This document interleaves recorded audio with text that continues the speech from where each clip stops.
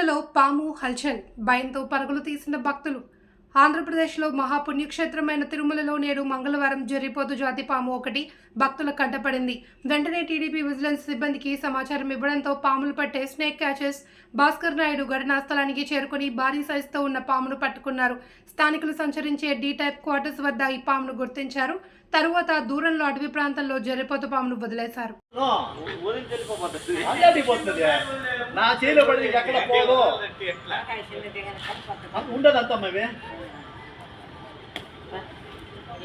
ఎన్ని మూడు ఉంటుంది ఇది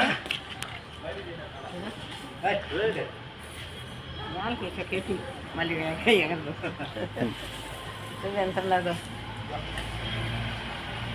విడిచిపెట్టి ఒక నిమిషంలో కదా విడిచిపెట్టి ఒక నిమిషంలో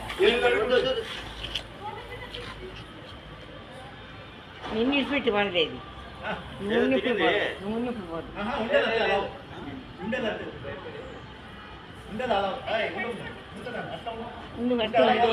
అందరు చూడద్దా అందరు చూడద్దు ఉండండి.